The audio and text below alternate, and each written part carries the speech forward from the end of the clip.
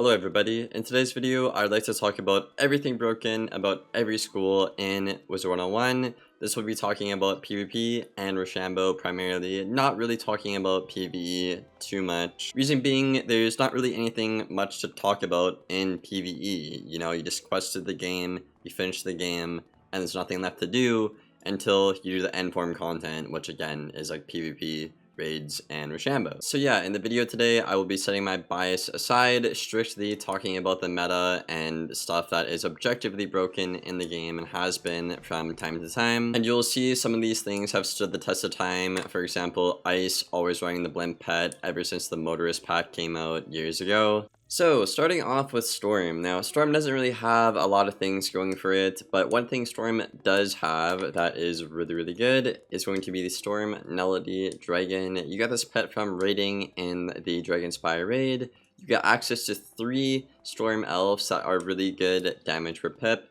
Really solid move. Storm is not supposed to have this, and what makes it broken is Storm is designed to not have overtimes.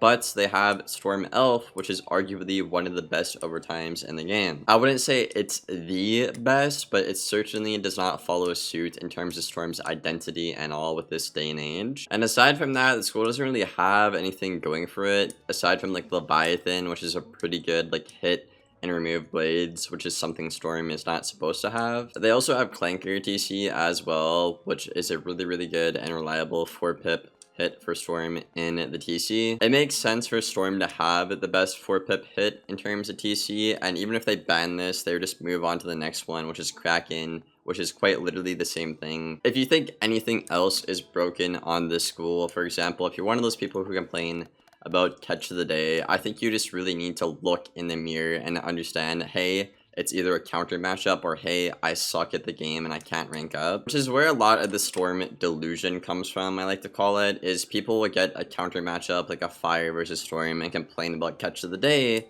when that is how Storm is supposed to win that matchup, for example. But as the Fire, if you play well and pack the correct counters and you pull them, you can actually win that matchup. Or any of Storm Gambits, right? They are all easily counterable. If you don't counter those, that's your fault on the player for not countering them. They're very easy to counter. So yeah, you could probably tell this video is obviously not going to sugarcoat. I'm going to tell you how it is, unlike other content creators on the game. Alright, now generally before I get onto the next school, which is Fire, you guys are going to see me complain about TC from every other school that isn't Storm. This is simply because the game is designed in a way where the more defensive the school, the better your stats are. So if you have treasure cards that are above your damage per pip or base hits above your damage per pip in the main deck, it will actually break the game because your stats don't support your damage per pip. But yeah, let's talk about Fire. Fire's got a lot of good things going for it right now, currently in the game.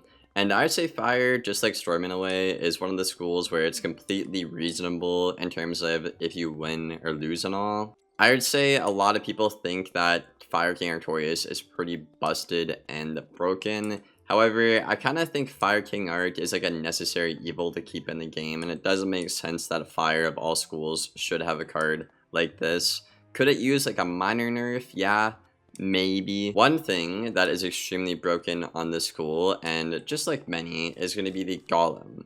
This Golem essentially nukes your opponent and gives you a whole set shield to Ice and Storm. So essentially, if you pack this and you play well, you will beat an Ice in the Storm more often than not. Now, this is an issue because the Ice and the Storm can't do it back, which is what we saw in the previous years, right? Everybody packed Golem in every school because the only response to a Golem was another Golem. However, with some schools getting better like Fire with King Artorias, these schools can't Golem back because they will lose to this card, or like Elephant, for example. What makes this card so busted is it has insane Fire damage per pip, and Fire is not designed in a way to be hitting and shielding effectively better than other schools like Ice, for example, in this case. So just this card being in the game automatically makes Fire stand a really good chance against Storm, and it's just an easy way to win. And it's just one of those things that break the system and break the game fundamentally and all. So I'd say Fire Golem is probably one thing that is extremely broken on the Fire. Fire King Art is really good. And in general, in terms of TC, the only broken TC you have is like Immolates. This card does more than a Storm 4-pip. Granted, you do take a bit of self-damage, but generally you're using this as a kill shot and the self-damage isn't going to matter 9 times out of 10. Also, Everburn is slightly above fire damage per pip as well. Just like I said before in the TC section, Ice, I'm aware, is pretty bad in this meta generally, but we're going to talk about things that have stayed broken for quite some time now. So, first of all, the Ice Blimp pet. Now, this pet is extremely broken because you have 2 bubble copies and no other school has that. Also, on top of that, there are 35 bubbles as opposed to most other schools' 25 bubbles. Basically, this allows Ice to win bubble control very easy, unless they get like a life, for example, maybe. And it allows them to have a lot of free offensive pressure throughout the match that other schools simply just can't get or compete with. TC, primarily Frostbite and Tamaguchi or whatever the hell it's called. These are broken because Frostbite is arguably the best overtime in the game alongside of Poison right now. And that's stayed along for quite some years now, right? Also, this card is just blatantly above Ice damage per pip as well. So Ice is not supposed to have overtimes. It's not a school to have that in this day and age. Tamaguchi is just an insane burst hit that is, again, blatantly and abundantly over Ice's damage per pip. A lot of people say Ice Golem is broken, and I would agree with that to an extent, but if you get like a Myth or a Fire that plays well, it's not amazing. In some cases, the tempo will just win you games, and the other schools that aren't Myth or Fire can't really keep up because the dual school damage and stuff isn't really there to compete with like this good of like a tempo gain move and all. So I'd say this card is, again, following Ice Identity. Maybe it's a little too good and all. Alright, so we are on the Balance. Now, Balance is just a school that is allowed to be broken, unfortunately. I don't really agree with this design philosophy, but basically Balance just gets everything in the game. So you'll see a lot of cards like Lore Master, Hit and Weakness, and a lot of like Hit and Shields like Samurai as well. But I would say generally Balance doesn't really have anything too broken or oppressive right now in the game. You have obviously Mana Burn, which has stood the test of time, which, you know, probably means it's too good, right? Even though it has been nerfed before. The fact that Balances will always pack max Mana Burns and it's been good for so many years probably should be a red flag to KI. Right now, in terms of the meta, Gearhead is absolutely destroying all overtime play and all heal play right now. This will just do insane damage, insane utility and all, and it will obviously counter gambits and all and stop your opponent from doing anything. I guess there is one TC as well that is Oni No War that is, again, just clearly above balance damage per pip, right? This spell is this is like 110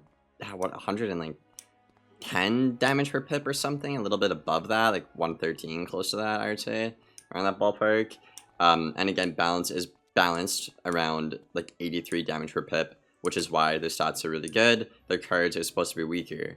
But when you have outliers like this in the game, of course, it will unbalance things. Okay, so now we're on the Myth. Now, Myth has some of the best spells in the game, like Stone Colossus and Drop Air Fairy.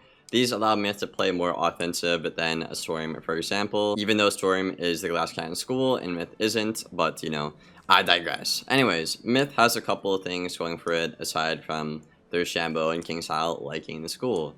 Myth has Ninja Pigs, which is basically a Triton, but you have the stats of a Myth, which is absolutely insane. The only way KingsIsle could balance this is by fixing Fire or Storm stats, or giving Fire or Storm a better 6-pip hit, like a, 4-pip plus Fire or Storm pip hit to compete with Pigs. That would be better. And this might be a hot take, but I think Base Gen is way too powerful. I think a spell always being packed because of how OP it is, gambited or not, is again a red flag, right? You'll see a lot of Myths just blade stack, even though blades have nothing to do with their identity in the game, via Rochambeau and send a Base Gen because it's absolutely insane.